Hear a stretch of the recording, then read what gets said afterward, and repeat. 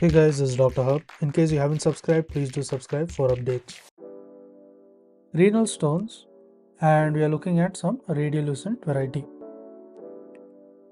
So in terms of the radiolucent stones, it mainly includes the uric acid.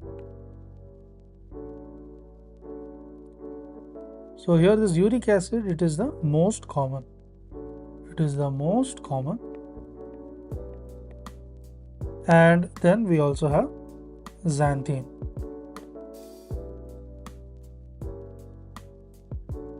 This is also present, but most commonly it is the uric acid.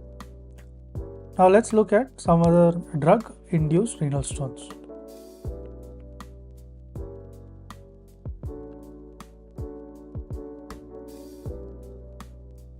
So under this, there is a drug-induced renal stones. It includes the triamterene,